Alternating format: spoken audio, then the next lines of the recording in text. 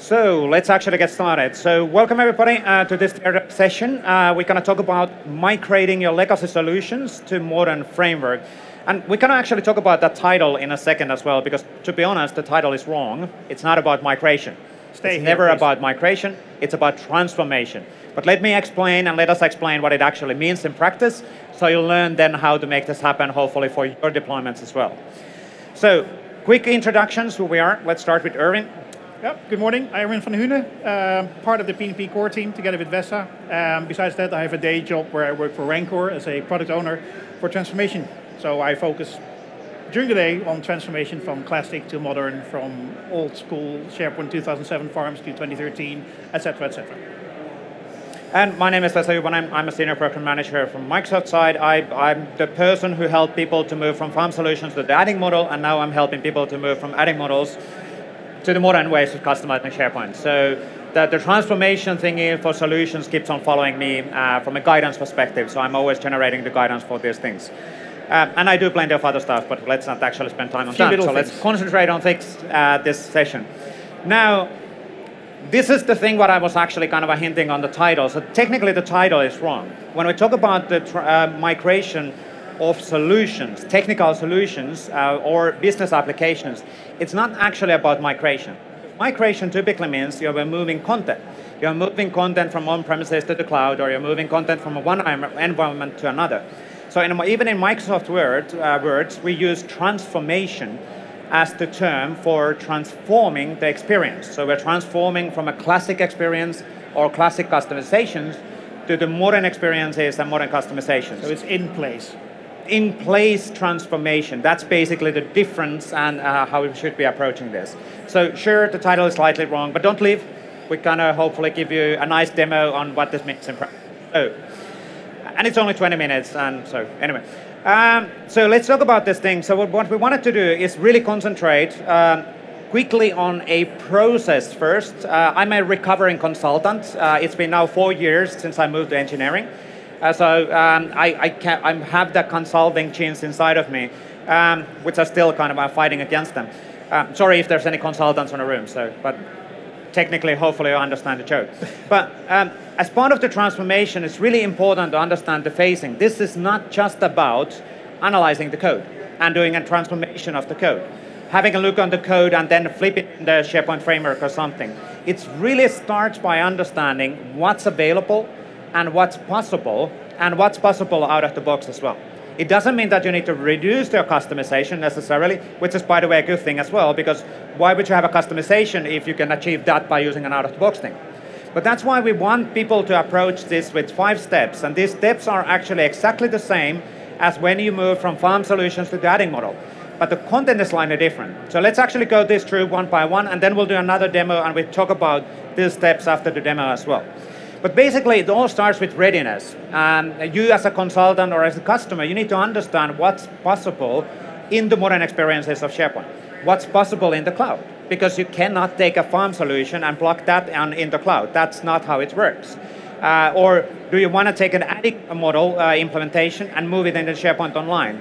You could, but potentially that's not the most optimal thing what you want to do. Also, super important thing is to understand what are the out-of-the-box capabilities, which I know is a hard thing. It's a hard thing to understand what is out of the box because we are releasing all the time new stuff. If you were yesterday sitting in Jeff Teeper's session, it was all the time new features, new features, new features. And there's a new version of SharePoint Online available every single week with some new capabilities in SharePoint Online.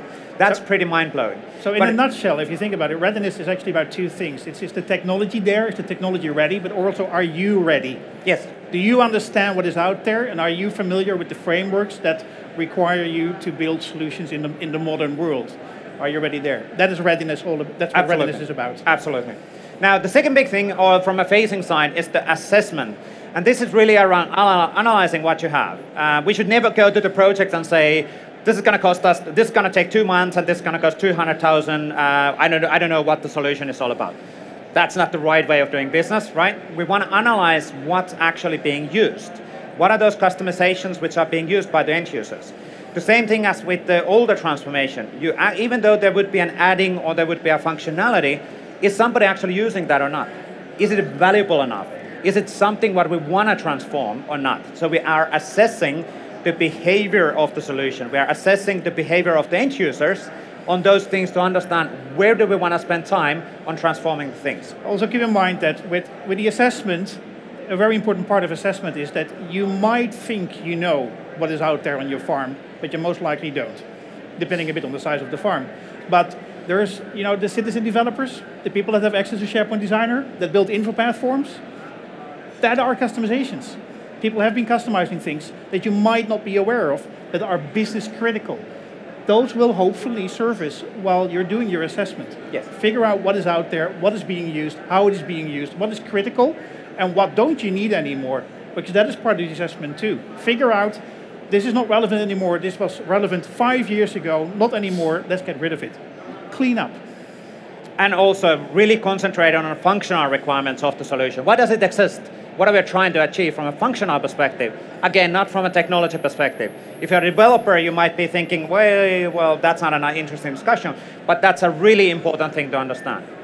The next thing is obviously then the planning. So what do we now do as the replacement solution? Now that we know what we need to actually implement, what are the things what we actually want to implement, and how do we make that implementation to happen?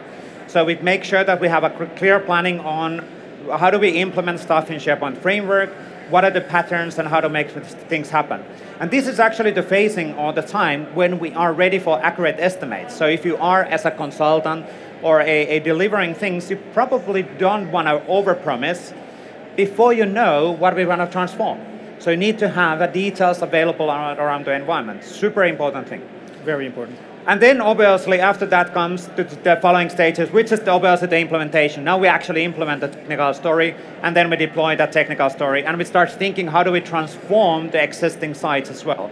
How do we transform the existing content in the sites? Or is it actually content which we are transforming, or is it the solution and experience what we are actually transforming?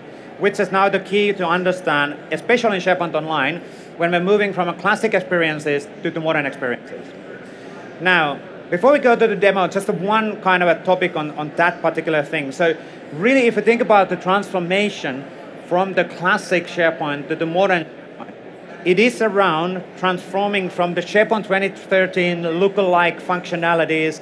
You might have custom master page there, you might have a custom master page, some custom branding in there, customizations there. In this case, this is pretty plain, boring looking site, I get that. But then you transform the experience and a customization to the modern SharePoint. You get a lot of out-of-the-box capabilities, but then there's customizations actually even in that picture as well, which are not necessarily super visible, but we'll pinpoint the story on that one. When it comes also to the UX transformation, keep in mind there's another part of that readiness, are your users ready for this? They tend to fall in love, hard to believe, but they fall in love with the old thing, and they know where to find everything, and suddenly everything moves around to a new location, and it's most likely more efficient in a new way, but can they still find it? So think about training also, getting users up and running with this new UX. Absolutely.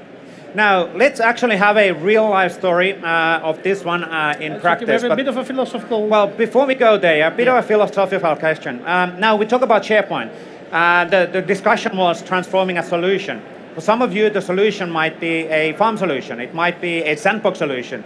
It might be a web template. It might be something else. For some, the solution is actually the SharePoint site, because SharePoint site can be a solution as well.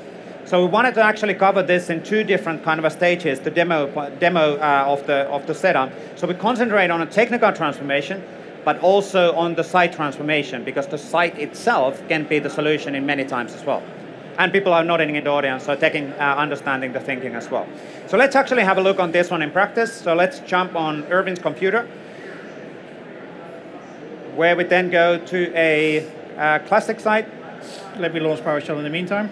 Okay. So here we have you don't want to believe how long it took us actually to build this classic site. It was like we've been both working with modern sites for I don't know how long already. It was actually a pain. It was a pain to get all this stuff in place and edit and get the things in the right order and whatever. It's a simple project site for a fictitious project at Contoso Electronics, with some web parts on there, some project information, an image of a drone, and some tiles here that links to our tracking and the project office, and a document library and some introduction. And this is basically very typical classic site. I'm sure you have hundreds, if not thousands of those on your farm, depending on the level of customization you allow people to make. Now, to move this one over to the modern experience is actually scarily simple. You just go to the settings here, and you say connect to a new Office 365 group. And that's effectively everything I have to do. So if I click this, we get a little wizard that runs us through. I give it a name, the group name. I say connect group. It's creating the group right now. We just have to wait, it takes a few seconds. So as part of the site transformation, we also want to make advantage of all of the new capabilities in SharePoint Online. So we want to basically associate the old classic team site to an Office 365 crew, because that will then open up all of the new possibilities behind of the crew. Also, the Microsoft Teams can be associated to the team site. We can basically transform this existing site to a completely new modern experience. Right. And so then let's get back on the technical one as well. Yeah, so it's done. So I click finish. It redirects me back to the site. And there we go, we have a modern site. Completely transformed, except where did the content go? Right, good point. So one thing to keep in mind though, you look at the URL here. Home 1 ASPX, it actually didn't replace the home page. It created a new home page and marked that one as the current home page. The old home page is still there. So you can still navigate back if you want to that home page. But yeah, all the web parts are gone. People will be confused. They will call support, like where's my web parts, where's my content? For that, we have a solution. With PnP, we have something called the PnP provisioning engine. And what we can do then is we basically create a little template that we push out to that site that puts everything back in place again. So if I go to this folder and I connect to the site, online, Office Dev PnP.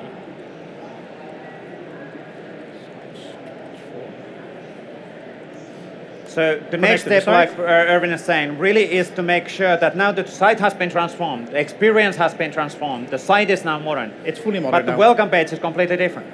So we need to now make sure that the welcome page gets back on the same status as it was on the classic experience.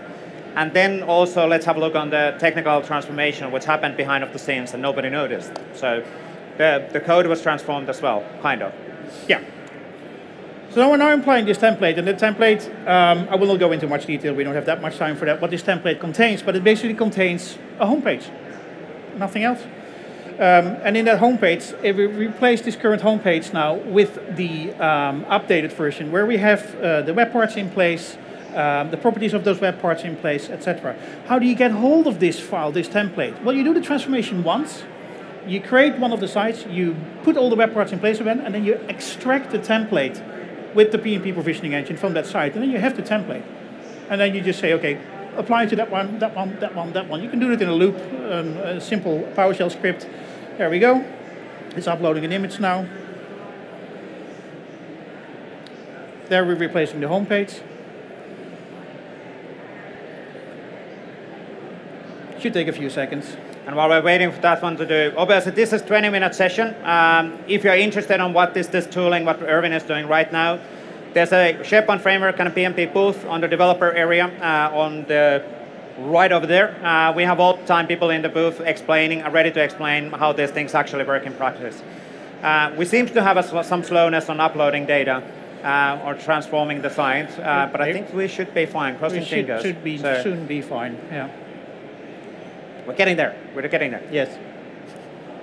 While we're actually waiting for that one to happen, so let's go to the back on the original page. So just to check the technical transformation as well.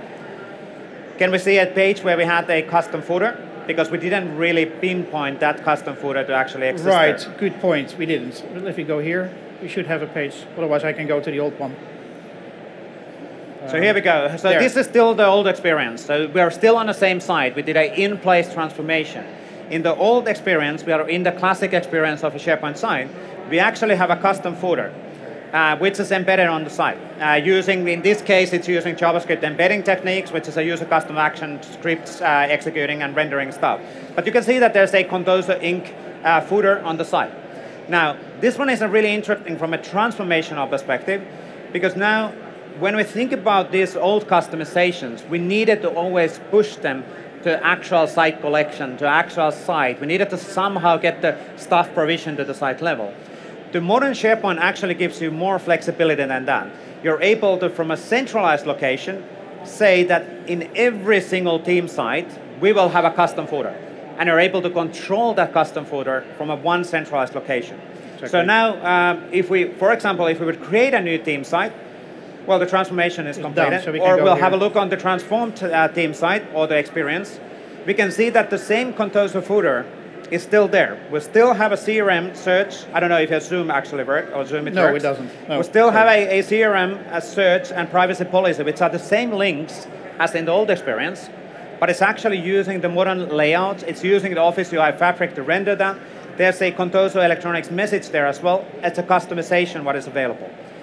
The beauty of this model and in the modern experiences also is that this is much easier for you to take advantage, because the reality is that now if we would create a new team site, the same customization is in every single new team site as well, because we're taking advantage of the tools available in the modern experiences for SharePoint. This falls back again to that readiness phase. Are you familiar with all the possibilities you have in the new platform? Do you understand what a global extension means and how you install it in your farm and push it out, basically, and make it available to all the site collections? That's part of your readiness. And now, Erwin, if you don't mind, can we do side by this picture and the classic as well, or in a way that we could actually see that? What we also did with the modern experience, so there's a technical transformation of the experience to a custom footer. But we also added here, as part of the templating, as part of the transformation process, we left some out of those capabilities. So in our analysis, we decided that we actually want to have the news capability available in the modern experience. So as part of the transformation, this is a great time for you to also think through, do we want to have some new consistency? Do we want to reset our sites? What's also really interesting, this is a good example. Yeah. The old SharePoint experience is not a native, it's responsive. It's not responsively, it's not a mobile ready, it's not a device ready. The modern experience natively adapts on the modern experiences, including the customization, because that's being implemented using SharePoint Framework. As long as you follow up on the guidance what we have, and you know what's available, it adapts automatically to the device and the screen size what you have. Which obviously will save money and time, because in the old experience, you were forced to implement a customization to make that happen. No, that's no longer needed. Complex? I don't think so. Pretty simple. Somebody was almost clapping there. Yeah. So keep in mind that the magic behind the scenes was done by the provisioning engine. Come to our booth and we'll talk you through how that one works and what it does and how it can help you. Yes, the PnP booth, SharePoint Framework booth, come in there, have a discussion on us, what was happening here, what was the web parts, what's the extensions, and we can help you to make the transition to the modern experiences for you as well. And we'll be here right after session for any questions as well. Thank you, everybody. Thank you.